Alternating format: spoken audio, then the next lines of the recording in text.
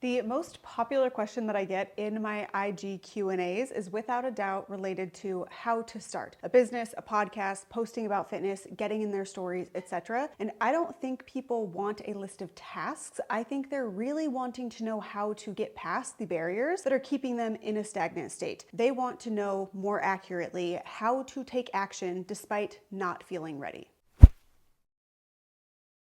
I'm Annie Miller, and I help you build a sustainable online health and fitness business without selling your soul to vanity metrics. And today we do that by getting you to take action with less hesitation, only where it makes sense for you and your business. The task might literally be starting your business, in which case I already created a video for you titled How to Start Your Online Health and Fitness Business, but it could also be a podcast or posting more frequently or creating or terminating a certain offer that you may or may not have. If there is a friction inside you or a resistance that repeatedly comes up, I want you to be able to navigate that with more confidence, at least from a business standpoint. The people you look up to or deem successful have gotten very good at making aligned decisions without hesitation, regardless of how ready they may feel. They know the important objective facts of you have what you need now to get started. You can build the parachute on the way down. You'll never feel ready. There is always something more to be done, always a potential obstacle in the way. You also gain confidence through competence. So the ready, the confidence, the poise, the speed, the proficiency comes through reps. Let me tell you, the sooner you start, the sooner you begin to gain that confidence that you want. The sooner you start, the sooner you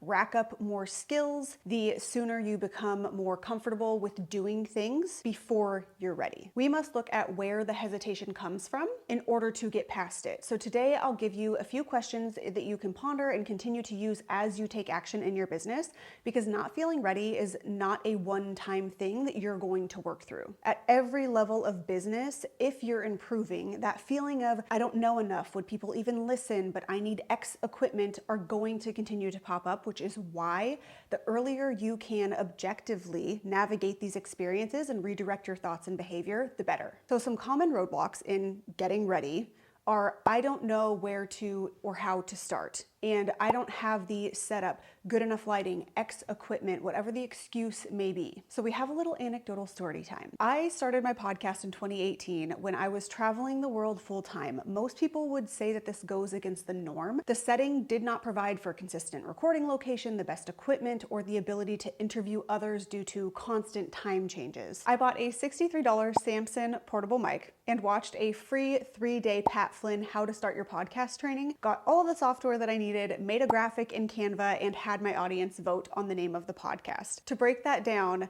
I did the bare minimum. I said, what's the simplest way that I can do this? If I am not going to have an office with a stationary podcast set, then what is my option? And that's what I encourage you to ask always and forever when starting something new. Now, it was overwhelming AF, quite frankly. You do not simply spew thoughts into a mic and post them on the internet, which is what I low-key thought a podcast was. I was wrong. It took way more setup than I anticipated, and I almost didn't go through with it because of that friction. But I had things to say, and what was the alternative? Just not have the podcast because the setup was confusing or difficult for me? No, come on. So I began drafting my podcasts and recording them under a blanket in the smallest spaces that I could find, wherever we were staying and traveling at the time. It even became kind of a knowable of my brand. You can see a picture here of me recording a podcast under a blanket. Again, if you find yourself struggling to start because you legit feel like you don't know how or where or have what you need to start, I want you to ask, what is the lowest barrier? What's the simplest way that I can make this happen with what I have now? You can always improve, you can always up-level, but your answer may be on the other side of a very simple Google search if you are willing to take action. Which brings us to your next potential roadblock. A massive start before you're ready roadblock in the health and fitness space is not showing up, creating, sharing value due to your current life situation or your physical body not fitting the mold. I push you to question that. I started this YouTube channel that you are currently watching when I was 13 weeks pregnant and some odd weeks postpartum. I have yet to prep or record a video not pregnant. Is that ideal? No, frankly, it's not. I have had to limit topic ideas and trainings because of that factor, but does that mean that I should wait 2 years before starting YouTube, especially when we know that YouTube is a long game? It takes years to build and gain traction here, so no, it does not make sense to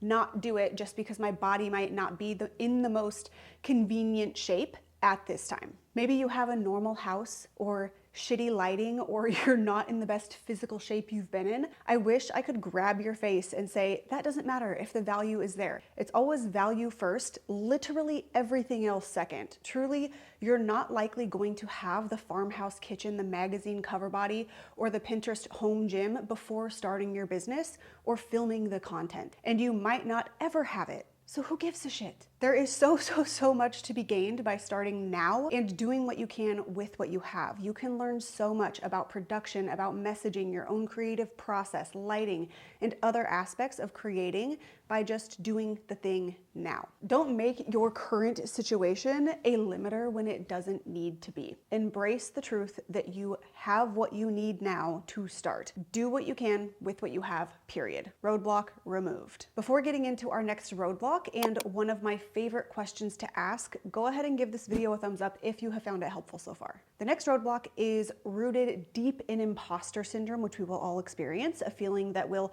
come up repeatedly in your seasons of growth as an entrepreneur. And that is, no one will listen, or people are already saying X. So you might as well remain silent, right? There's no space for you, why even start? But do you want to say the things? Do you have the things to say? Is there a tug and passion inside your mind and heart? Again, apply this to starting a business or taking a certain action within your business, pivoting direction, adding or taking away an offer, etc. And then ask my favorite question. What's the worst thing that can happen? Like, really ask it. When you clearly define out loud what the worst case scenario is, you see that it's not that bad and you'd likely be able to come back from it without too much baggage. I take this time to remind you that when you're not ready, in the beginning of any journey, you have the most room to suck. You have the most room for error. Maybe the fact is that no one is listening, or it's just your mom and your best friend. Great, that's the best time to fail. That removes so much pressure. It's okay if your early days and reps are rough and ready. That's the point. You get ready by doing the thing. Ready implies some level of confidence,